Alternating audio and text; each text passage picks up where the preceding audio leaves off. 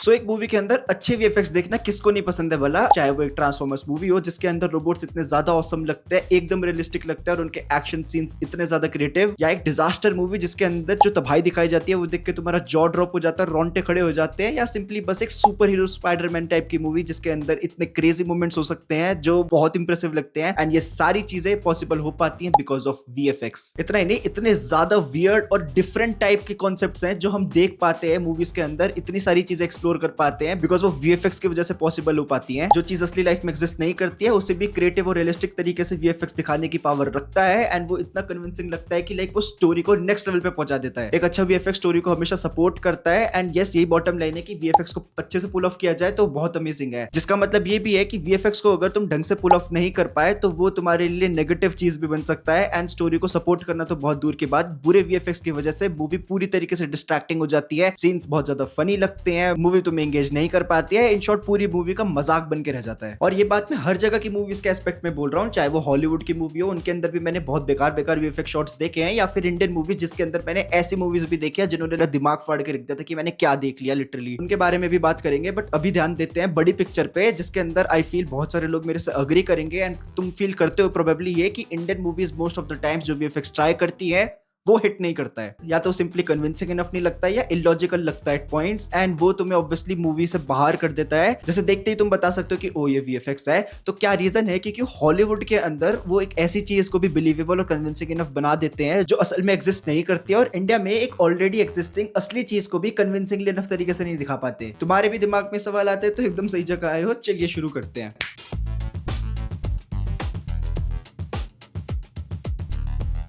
तो तुम्हें अगर एक स्ट्रेट आउट डायरेक्ट जवाब चाहिए सवाल का तो वो होगा एक्सपीरियंस की कमी हमारे फिल्म मेकर्स के अंदर। मेरी बात सुनोगे जैसे जैसे आगे समझ आ जाएगा मैं क्या कहना चाहता हूँ। तो इंडियन सिनेमा के अंदर मोस्टली दो टाइप की मूवीज हम देखते हैं, पहली एक जो वीएफएक्स मूवी होती है और दूसरी जो नॉन वीएफएक्स मूवी होती है। यहाँ नॉन वीएफएक्स मूवी का मतलब ये नहीं है कि इन मूवीज के अंदर वीएफएक्स होता ही नहीं है, बट इन मूवीज के अंदर मेकर्स वीएफएक्स को इंपॉर्टेंस नहीं देते हैं। बेसिक वीएफएक्स काम की जरूरत होती है इन मूवीज के अंदर, जैसे कहीं ग्रीन स्क्रीन वर्क होता है, फायर ब्लास्ट एलिमेंट्स होते हैं, या फिर सिंपली ऐसी कंपोजिटिंग होनी होती है मल्टीपल जगह पे। इन सारे कामों को इतनी इंपॉर्टेंस नहीं दी जाती है, थोड़ा आफ्टर थॉट लगता है इन फिल्म मेकर्स के लिए, एटलीस्ट ऐसा फील होता है देखते वक्त। बिकॉज जिस लेवल की average and below average level of quality देखने को मिलती है हमें बेसिक वीएफएक्स शॉट्स की, वो देखने से यही लगता है कि यार डायरेक्टर और टीम इन्वेस्टेड ही नहीं थी या इंटरेस्टेड ही नहीं थी इन शॉट्स को लाइक एक लेवल और स्टैंडर्ड तक पहुंचाने के लिए। वीएफएक्स सुपरवाइजर्स के पास लिमिटेड स्किल्स होती हैं एंड वो सेट के ऊपर जितना बेस्ट कर सकते हैं उतना करते हैं एसेट से इकट्ठा करने के लिए। फिर वीएफएक्स आर्टिस्ट अपनी बेस्ट कैपेबिलिटीज पे ट्राई करता है कि डेडलाइन के अंदर अंदर अपने टाइम एंड मनी का इस्तेमाल करके जितना भी उसे दिया जाता है एक रिजल्ट डिलीवर करते हैं जो हम मूवीज के अंदर देखते हैं। देखते ही पता चल जाता है कि यस, इनके मेकर्स के लिए प्रोड्यूसर्स के लिए ये वीएफएक्स प्रायोरिटी तो नहीं थी। जिसका मूवी के बिजनेस पे क्या इंपैक्ट पड़ता है, लाइक लोगों का रिसेप्शन क्या आता है, वो सेकेंडरी है। बट जो मेन चीज है जिस पे मैं चाहता हूं कि तुम फोकस करो वो ये है कि जो डायरेक्टर और टीम होती है जो मूवीज बना रही है वो कभी भी इस चीज के लिए ट्रेन नहीं हो पाती कि वीएफएक्स के साथ कभी भी काम कैसे करना है। और आगे चल के जब हमारे डायरेक्टर और टीम को एक ऐसा प्रोजेक्ट मिलता है जहां पर वीएफएक्स बहुत ज्यादा हैवी होता है, जो बजट है वो काफी ज्यादा बढ़ जाता है, वहां पर दिक्कतें आती है बिकॉज उनका वीएफएक्स का बेस ही स्ट्रॉन्ग नहीं है एंड अब उन्हें स्क्रैच से सारी चीजें सीखनी पड़ती है, ऑब्वियसली उससे प्रॉब्लम होगी। अभी रामायण के साथ बहुत लोग ये कमेंट कर रहे थे कि कैसे ड्यून इसी सेम बजट के अंदर क्या लेवल अचीव कर पाई है, तो वहां पर लोग ये रियलाइज नहीं करते कि डेनिस विल्नयव जो डायरेक्टर है मूवी के, उन्होंने ड्यून बनाने से पहले कितनी सारी छोटी बजट की मूवीज के अंदर काम किया है जहां पर वीएफएक्स भले इतना प्रोमिनेंट ना हो बट एटलीस्ट कुछ लेवल पे काम आता है एंड वो अच्छे खासे स्टैंडर्ड पे रहता है। जिससे होता ही है कि उनकी फाउंडेशन वीएफएक्स के साथ काम करने की धीरे धीरे स्ट्रॉन्ग होती रहती है एंड इवेंचुअली वो प्रिपेयर हो जाते हैं एक बड़े प्रोजेक्ट को संभालने के लिए। आई नो यूएसए के अंदर एनवायरमेंट थोड़ा और ज्यादा डेवलप्ड है, वहां पे टेक्नीशियंस और ज्यादा स्किल्ड है, वीएफएक्स आर्टिस्ट और ज्यादा टैलेंटेड है, बट बात ये है कि लाइक इंडिया के अंदर भी ये शुरुआत करनी ही है एंड हमेशा शुरुआत छोटे प्रोजेक्ट से होती है, कम बजट के साथ होती है, बहुत सिंपलर वीएफएक्स टूल के साथ होती है। ऐसा नहीं है कि कोई और करके नहीं दिखाता है ऐसा, या फिर लाइक उनके पास हमेशा से ही वो प्रिविलेजेस थे। एग्जांपल के लिए तुम गॉडजिला -1 की मूवी उठा के देख लो जिसके अंदर उनके पास वीएफएक्स के लिए बस 35 आर्टिस्ट थे,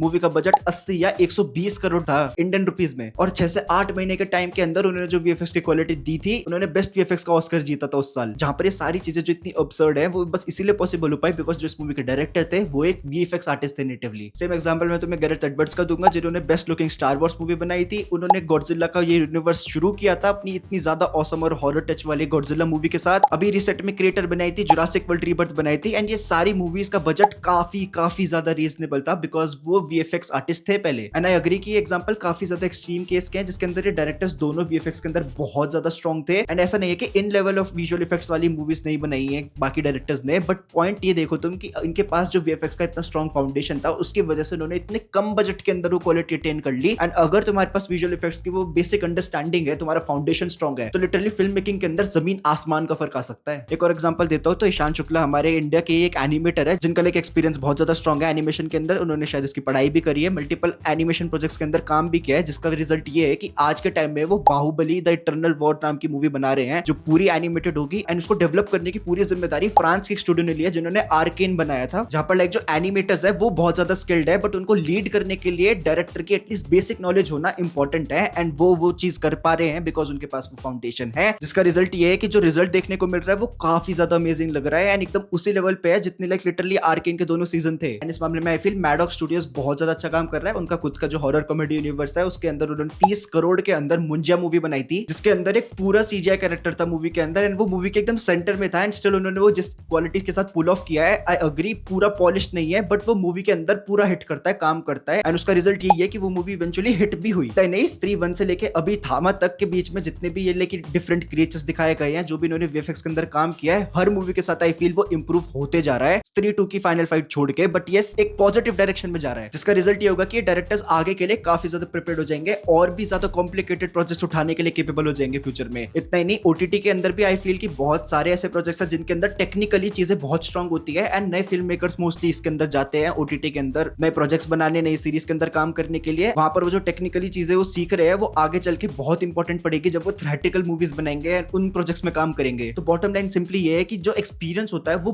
बहुत बहुत ज्यादा इंपॉर्टेंट होता है। एंड तुम खुद सोचो ना, अगर किसी ने कोई चीज पहले करी हुई है, उसे पता है कि एग्जैक्टली वो कैसे करना है, तो वही इंसान तो उसे एफर्टलेसली कर पाएगा, एफिशिएंटली कर पाएगा और ज्यादा, वर्सेस एक ऐसी टीम और ऐसा इंसान जो पहली बार वो ट्राई कर रहा है, तो वो फर्क दिखेगा ऑब्वियसली। एंड ये एक्सपीरियंस की कमी की वजह से ना एक और प्रॉब्लम अराइज होती है जो होती है ओवर एम्बिशन की, जहां तो इंडियन प्रोड्यूसर्स एक तरफ छोटी मूवीज को वीएफएक्स को इतनी प्रायोरिटी नहीं देते हैं, एंड एक बार जब वो एक प्रॉपर वीएफएक्स मूवी बनाने का ट्राई करते हैं तो उनकी एक्सपेक्टेशन होती है कि लाइक वो पहली बार में ही मैड मैक्स टाइप की डिस्टोपियन मूवी पुल ऑफ कर देंगे, ब्लेड रनर टाइप की एक हाई कॉम्प्लेक्सिटी वाले कॉन्सेप्ट की एक मूवी पुल ऑफ कर देंगे, जो प्रैक्टिकल नहीं है टू बी ऑनेस्ट। एंड जो बजट देते हैं वो इन मूवीज को वो डेफिनेटली बहुत ज्यादा होता है, मोर देन जो एवरेज इंडियन फिल्म्स होती हैं, बट वो ये नहीं देखते जो ये एम्बिशन एम कर रहे हैं, जो ये विजन चाहते हैं इस मूवी के अंदर पुल ऑफ करना, वो करने के लिए ये बजट स्टिल इनफ नहीं है। एंड उसके लिए और ज्यादा बजट चाहिए और ज्यादा एक्सपीरियंस चाहिए, एंड उनके पास रिलेटिवली टाइम और मनी दोनों कम है वो पुल ऑफ करने के लिए, जिसकी वजह से होता ही है कि इवेंचुअली मूवीज जो होती हैं वो हाफ बेक्ड बनती है एंड पूरा विजन अचीव नहीं कर पाती जो वो चाहती थी दिखाना, जिस वजह से मूवी के अंदर इनकंसिस्टेंसीज आती है। कुछ शॉट्स बहुत ज्यादा इंप्रेसिव लगते हैं बिकॉज वो उन्होंने महंगे स्टूडियो से करवाए हैं, एंड कुछ शॉट्स काफी ज्यादा चीप लगते हैं उसी मूवी के अंदर ही। इतना ही नहीं, पूरी मूवी के ऊपर जिस लेवल का इफेक्ट पड़ता है ना वो अलग ही लेवल का है, एंड ये बहुत लोग रियलाइज नहीं करते हैं। वीएफएक्स के ऊपर ध्यान देने की वजह से मूवी के बहुत सारे बेसिक एलिमेंट्स जो होते हैं, जैसे स्क्रीन प्ले होता है, इमोशंस होते हैं, डायलॉग्स होते हैं, वो सब कॉम्प्रोमाइज हो जाते हैं। तानाजी के अंदर जितने भी पॉजिटिव्स थे वो सारे के सारे आदिपुरुष के अंदर मिसिंग थे, जबकि डायरेक्टर एकदम सेम है बिकॉज अचानक से वो स्केल एंड वीएफएक्स बहुत ही ज्यादा बड़े हो गए थे उस मूवी के लिए, एंड वो डायरेक्टर सारी चीजें नहीं संभाल पाए, इसीलिए पूरी मूवी बिखर गई। वेकअप सिड और ये जवानी है दीवानी बनाने के बाद किसने एक्सपेक्ट किया होगा कि अयान मुखर्जी की मूवी के अंदर डायलॉग्स में कमी होगी, इमोशनल डेप्थ मिसिंग होगी, एंड ये दोनों चीजें हुई ब्रह्मास्त्र एंड वॉर 2 दोनों के अंदर। एंड ये एग्जैक्ट चीज कल्कि के साथ भी, जिसके अंदर स्क्रीन पे काफी ज्यादा वीक था फर्स्ट हाफ के अंदर। तो तुम ये देख रहे हो कि कैसे डायरेक्टर्स की जो स्ट्रेंथ होती है वो तक काम नहीं आती है ऐसे प्रोजेक्ट्स के अंदर, बिकॉज वीएफएक्स से खा जाता है पूरी मूवी को, जो नहीं होता अगर इनके डायरेक्टर के पास एटलीस्ट कुछ लेवल का एक्सपीरियंस होता है इससे पहले। इसके अलावा ये भी तुम अगर नोटिस करो तो सिद्धार्थ आनंद जो बहुत ज्यादा ऑसम डायरेक्टर है, उन्होंने अपने बेटर पार्ट ऑफ करियर के अंदर बहुत ही बैंगर मूवीज दी हैं। लेटली वो काफी ज्यादा ओवरबोर्ड चले जाते हैं, उनकी मूवी कम ग्राउंडेड फील होती है, जो पहले बेटर लगता था। जो एग्जैक्ट सेम चीज वायरफ के पूरे स्पाई यूनिवर्स को लेके भी मैं कहूंगा कि अब वो कितने ज्यादा उड़ चुके हैं लिटरली अपने आप को लेके। पता नहीं क्यों इतना अननेसेसरी हॉलीवुड टच दिया गया हर चीज को, साइफाई एलिमेंट्स आ जाते हैं जबरदस्ती के, बिना किसी लॉजिक के स्टंट्स आ जाते हैं, जेटपैक्स आ जाते हैं रैंडमली कभी भी मूवी के अंदर, और जो रैंडम फाइटिंग लोकेशंस है उनके बारे में तो क्या ही बोलूं, जो बहुत ज्यादा वियर्ड लगते हैं, आउट ऑफ प्लेस फील होते हैं, जहां clearly James bond and mission impossible से हेवीली इंस्पायर्ड है, बट वो खुद अपनी मूवीज के अंदर इतना नहीं उड़ते हैं, ग्राउंडेड रहते हैं रिलेटिवली। एंड आई गेस इस चीज से तो सब अग्री करेंगे कि एक रियल लोकेशन पे जो एक्शन देखने को मिलता है वो ज्यादा कन्विंसिंग और अच्छा लगता है रादर देन एक वीएफएक्स वाली नकली लोकेशन से।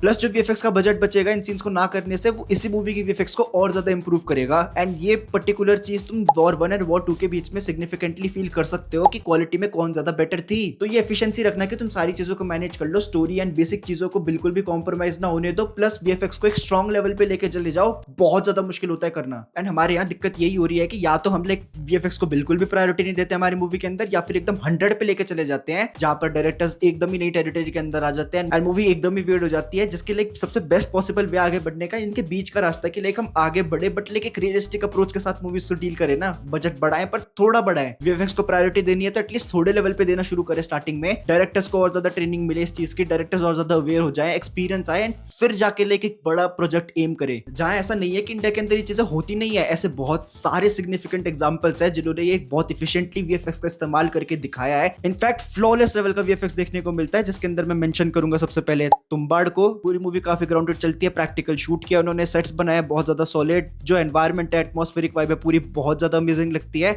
एंड जब मूवी फोकस करती है हस्तर पे एंड देवी की कोक वाले एंगल पे, पूरा वीएफएक्स है उसके अंदर एंड ऑल आउट जाके किया उन्होंने, जो दिखाया है यार। ये सिमिलर चीज मंजूबल बॉयज के अंदर भी थी, जहां पर पूरी मूवी उन्होंने ऑन ग्राउंड शूट करी है, असली कोडाईकनाल में जाके उन्होंने, ये रियल लोकेशन है जहां पे जाके उन्होंने शूट किया है। एंड पूरी मूवी के बस कुछ मिनट्स के लिए है जब वो लाइक वो केव वाले सीन्स है, एकदम अंदर वाले सीन्स, और वहां पर वीएफएक्स कितना इंप्रेसिव है। यही एग्जांपल है कि कैसे वीएफएक्स छोटी मूवी के अंदर भी बहुत इंपॉर्टेंट रोल प्ले करते हैं, अगर अच्छे से करे जाए तो लाइक कहां ले जाते हैं। ये दोनों मूवीज बेंचमार्क है लिटरली। ऐसी ही फ्लॉलेस क्वालिटी ऑफ वीएफएक्स तुम्हें देखने को मिलेगी जीरो एंड फैन के अंदर भी। शाहरुख खान के विजुअल इफेक्ट्स के मामले में superior, I don't think so कि इंडिया के अंदर इनसे बेटर वीएफएक्स वर्क वाली मूवी है। बिकॉज मूवी देखते हो तुम्हें एक बार भी रियलाइज होता है कि तुम वीएफएक्स देख रहे हो, सब कुछ इतना अच्छे से करा गया है, बॉडी रिप्लेसमेंट हो गई, सीजीआई डबल्स हो गए, या फिर लाइक फेशियल एक्सप्रेशंस जो भी हैं सब कुछ कंप्यूटर जनरेटेड। कितना इंप्रेसिव है ये। काश इनकी स्टोरी भी इतनी अच्छी होती है, बट ये मूवी सही में बहुत बड़ी डील है हमारी वीएफएक्स इंडस्ट्री के लिए इंडिया की। इन्हें पुल ऑफ किया था रेड चिली वीएफएक्स ने, जो आर्ग्यूबली इंडिया की सबसे ज्यादा अच्छी वीएफएक्स करती है इजीली, एंड उन्होंने इतने मल्टीपल मूवीज के अंदर अपना काम दिखाया है, जिसमें वीएफएक्स के लिए सबसे ज्यादा पॉपुलर था आई गेस रावण ही हुई थी, एंड उसके विजुअल इफेक्ट्स आज भी स्टैंड करते हैं। सिमिलरली ब्रह्मास्त्र ले लो, वीएफएक्स हर जगह टॉप नॉच रखते हैं, स्टोरी में वापस कमी आ जाती है क्योंकि मैंने बताया ना वो मैनेज नहीं कर पाते उन चीजों को। अभी कल की ले लो, कल की इतनी ज्यादा हाई कॉन्सेप्ट पे चली जाती है, बहुत ओवर एम्बिशियस है, बट इतने बुरे एग्जांपल हैं जो ये हो सकती थी बट उससे काफी ज्यादा ऊपर है। आई फील मैं उसे एक अच्छे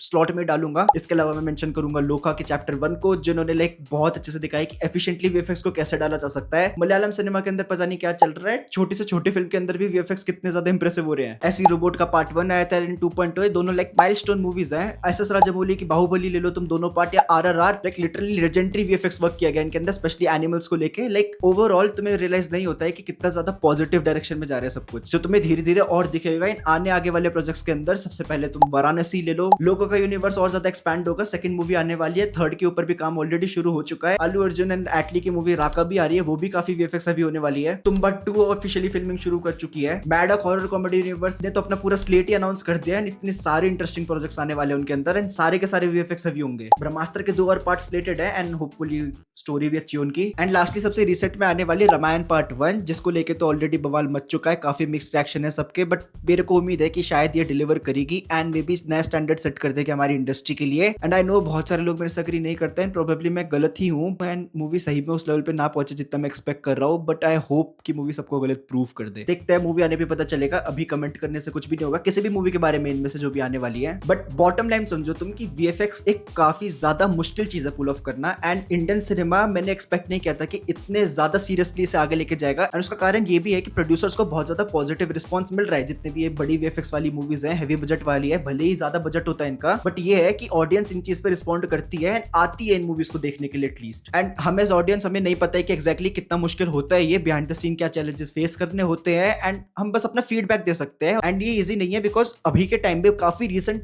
के टाइम तक ऐसा था कि यार हमारे यहाँ इंडियन इंडस्ट्री के अंदर ये प्रैक्टिस नहीं थी, कल्चर नहीं था कि लाइक वीएफएक्स को इतनी इंपॉर्टेंस दे, एंड अब धीरे धीरे होने लगा है, तो इसका रिजल्ट भी थोड़ा धीरे धीरे देखने को मिलेगा। पॉइंट ये है, मैटर ये करता है कि इस चीज को सीरियसली लिया जाए, एंड अब धीरे धीरे लिया जा रहा है, एटलीस्ट बड़े प्रोजेक्ट्स में लिया जा रहा है, तो ये अच्छी बात है। आगे क्या होगा तो टाइम ही बताएगा, हम बस होप कर सकते हैं कि सिचुएशन इवेंचुअली और ज्यादा बेटर हो जाए, हमें और ज्यादा इंटरेस्टिंग प्रोजेक्ट्स देखने को मिले, बेटर वीएफएक्स वाले प्रोजेक्ट्स देखने को मिले, एंड होप कर सकते हैं कि छोटे प्रोजेक्ट्स को भी सीरियसली लिया जाए वीएफएक्स के मामले में। एंड प्रोड्यूसर्स अगर प्रैक्टिकल रहे, इतने ओवर एम्बिशियस ना हो, तो क्या पता धीरे धीरे सिचुएशन और ज्यादा बेटर हो जाए एंड हम इवेंचुअली कैचअप कर ले हॉलीवुड के साथ। जल्दी नहीं होगा ये, बट मे बी किसी दिन।